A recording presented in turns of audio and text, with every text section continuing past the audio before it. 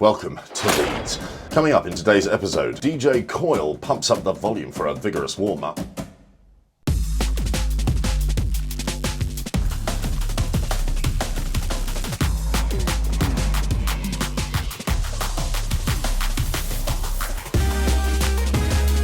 I managed to hang out some washing. We meet a man called Axel who takes us into the mystical world of the Fly Tower. What's your name, sorry? Axel. Axel. And a metal man tries to push a ball into the docks. I made my way from Woking back to London through King's Cross. I arrived with 45 minutes to spare. Jumped on the train and actually got to Leeds with zero problems. It was a smooth journey, nothing to report. Slightly different in this episode, I want to start straight away with the theatre because it really is one of the first theatres I've performed in that has given me such a vibe like this. It is old, it is rugged, finding the stage door wasn't easy. Leeds stage door. The only way around the side of the theatre. This isn't looking hopeful. A little bit derelict. That is the back of the theatre. No stage door. Yeah, I'm lost. Yeah, I'm looking for the stage door as well. You're looking for the stage door? Don't think it's through there. Hiya. Hello. We're on the hunt for the stage door. There was our door that said ring over there. Thank you very much. We found the stage door. It was Steve. Steve's just in there. Thank you, Steve. You must be Steve. Hi, Steve. Oh, there's loads of us today. You've never been to Leeds or never been to Grand? Do you want keys or anything? What they put you in, I can give you a key. I'm number 5. Number 5. And Dickie, you are Number 10. Very much. Yes. Right. Let's Right. run away. If you want to... Definitely haunted, right? Hopefully. How are you, Jodie? Very well, thank you. You got the white hat on? Are you official today? Right. Well, this is interesting.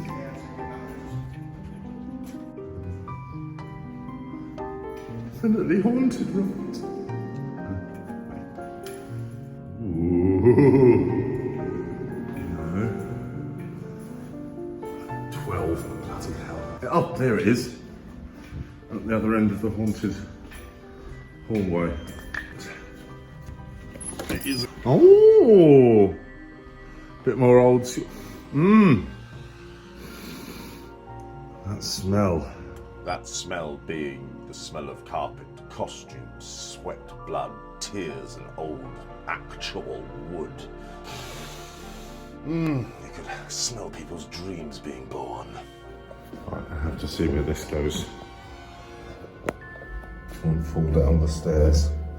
Oh.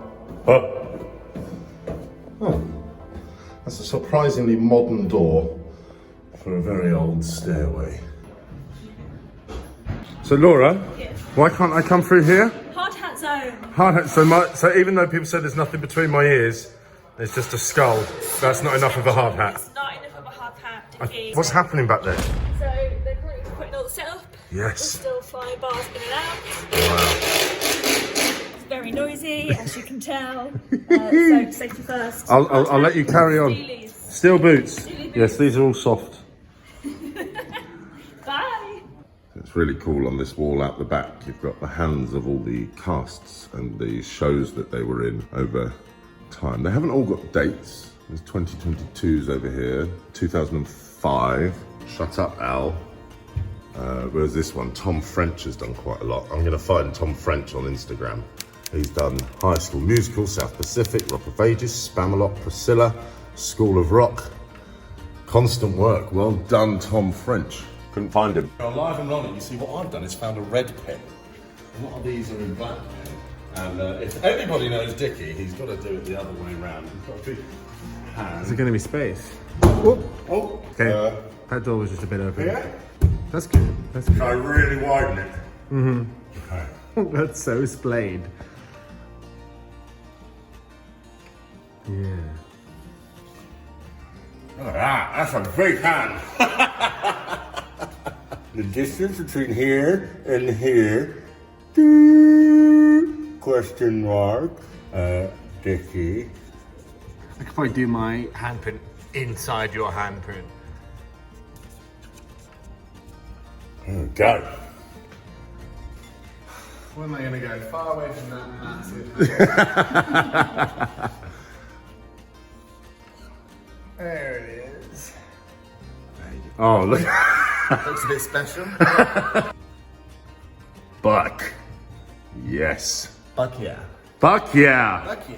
The Leeds Grand, or the Grand Old Lady of Leeds, as she is fondly known, was built in 1871, seats approximately 1,500 people, which we were very fortunate to have access to all of those seats being used. And it really only came about because of the off-the-cuff comment from Prince Albert that Leeds needs a theatre. Nothing is more calculated to promote culture and raise the tone of people. And then immediately I step through another door and see this red. Yes. All these doors. What am I in the Ministry of Magic all of a sudden? Department of Mysteries. Oh, on a box. Oh wow, look at this. Go on, imagine seeing the show from here. That's a restricted view, I'd say. Why are you an actor? Because this is gorgeous. Whoa. Going well? Don't even know what that door leads to. But this door must be kept closed at all times. By not doing so, you endanger everybody's safety. Oh, that door's not locked. So with this theatre being exciting and old and like a warren of corridors and stuff, I had to have a little wander around, and I may have stepped in to some places I wasn't supposed to go, but nobody seemed to stop me. You can see this painting gallery here is where they would put the set design area and make all of the backdrops to be able to fly them in. So this is right at the top of the building, and then once they're done, they get put out and hung on a bar. So I'm just dressed as Rattlesnake at the moment, but I've come up to the top, the fly tower, and there's a lot of history with the rope systems and who they used to employ to do the ropes. I was wondering if you might just give us a bit of history on that, Axel. Yeah, sure. So traditionally, the sailors, people who worked on ships, basically, used to be employed in theatre because they knew about knots and they knew about communicating at height as well, which is why you never whistle in theatre, because that's how they used to communicate. So if you were on stage and started whistling some tune or whatever, you might get a piece of scenery on top of your head. So all the cradles used to be on this wall here. And in 2006, they decided to get rid of all the cradles and the perches and stuff, and we got an automated flying system. And now I've got 62 bars.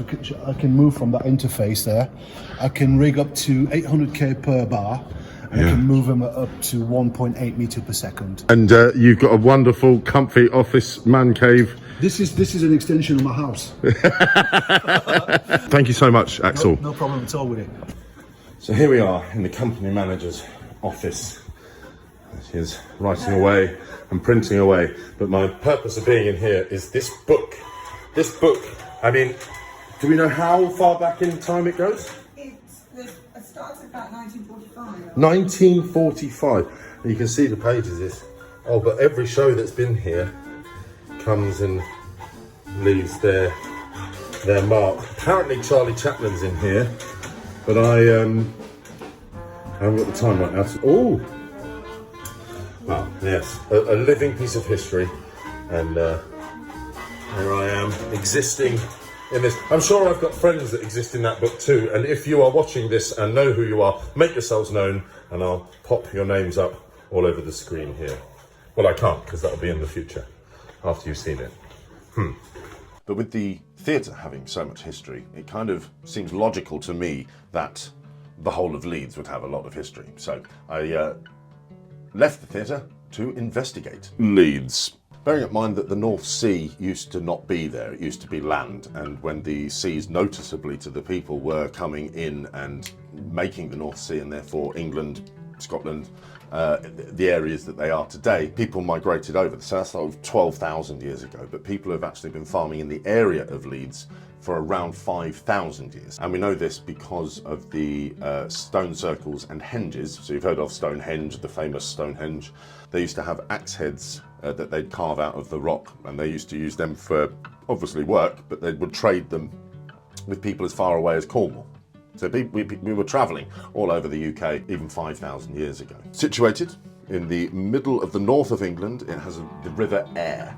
I'm finding that as we move further north in England, the history becomes more Celtic, and the Celtic word latensis is where we start the etymology of Leeds. So lat means violent or boiling. You imagine the broiling river as it goes down, and the Latin suffix ensis, which means the people of. So a lot of the names and etymology of the places that we're going seem to be like Woking, the people of Wok. Here we have the Lat, the people of the boiling river, or the fast-flowing river. And the 8th century historian Bede was the first person to pronounce the area Loidis, which has evolved over time into Leeds. But anciently, Leeds was a forested area in the kingdom of Elmet. But if we go back, we finally get to the Vikings! The Vikings! North and northeast of England in around 865 were under Dane law, and that included Leeds, and then the southern part of England we had the Anglo-Saxons in control. So we were two split areas for quite some time, and it was a thriving area at the time of the Norman conquest. Leeds gained its first charter in 1207 from Maurice de Gant. Whoa, slow down, Maurice.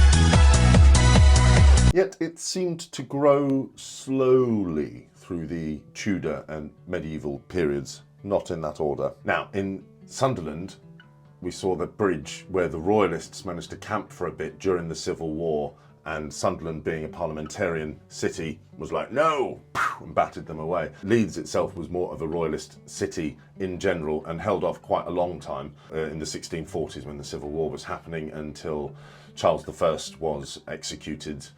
Charles II went into exile over to Holland, hid in a tree for a little while. But there are remnants of this time that still come back. It was only recently in 2008 that an actual hoard was discovered. A detectorist found a hoard of rings and gold. We don't know to this day who they belonged to, but you can see here how beautiful they were. A detectorist's dream to find stuff like that. He'll be like, I found the hoard. But the interesting thing to me about the hoard is the fact that the site itself shows signs of revisiting. So whoever buried the hoard kept revisiting it to get bits out because they were running out of money. About a decade after the harrying of the North, William the Conqueror decided to take a, what do you call it? Census.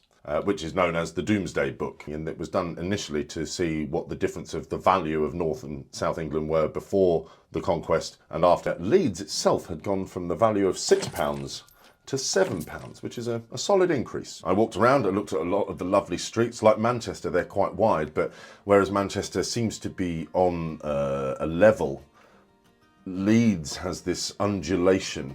Wherever you go, you're either walking up one very long road or down one very long road. From fleece to fortune, sheep save the day. The monks themselves at Kirkstall Abbey sold the wool that they made directly to the Italians. So we were, multinational trading even then. And by 1770, Leeds exported a third of all of the UK's wool. Newspaper reporting said, "There's always something doing in Leeds. The smoke curtain hangs perpetually over the heart of the town. Leeds has always had room to grow." How did they manage to get all of their profits to build these wonderful big buildings that you see all around Leeds? But of course, human nature. What is a child if not to be used for hard labour? So the conditions were obviously terrible. You've got the looms. They go backwards and forwards, and the children have got to be up under there doing that. And if they're not out of the way in time, the hand is gone. And it wasn't until 1878 a bill came in to stop the employment of children under the age of 10. During the wars here in Leeds, a lot of the men went over to France and did the trench fighting in the First World War. And then in the Second War, there was over 100,000 people enlisted to go off to fight. There was factories here building a lot of munitions and aeroplanes, etc. But whilst the men were out there fighting, it was the ladies who took up the mantle of running these factories, working at these factories. But Leeds has a strong history of strong women with Ellen Heaton back in the 1800s, early 1800s, being one of those to lead the women's rights movement, taking giant steps that have led to where we've come to today, which I believe is still a work in progress, but we're getting there. And of course, this week we did have International Women's Day. So it's become a little tradition that, because Fergus is never at his post. Oh, let's. And you let's see, spray things. well, he always leaves these here, you see. Oh, does he? These are his cowboy boots. And what I do is I have a pound coin and another pound coin, and every venue so far, I just pop that in there, put them to the end, and he won't notice that until the end of the opening number. Naughty, naughty. So, how are the boots, Joe? I had some Or very Fergus? lucky boots on there, rattlesnake. Got on stage, I was like, oh, that hurts. What was it? Pulled out 2 lucky pounds. I wonder why they got there. So being on tour is an interesting thing because you get to Leeds and you suddenly go, oh, a friend I went to school with, hey, is in Leeds! This is Sam Kinch. He's like a modern day Che Guevara, if you like, but also a genius carpenter. Like Jesus, basically. He's basically like Jesus, yeah.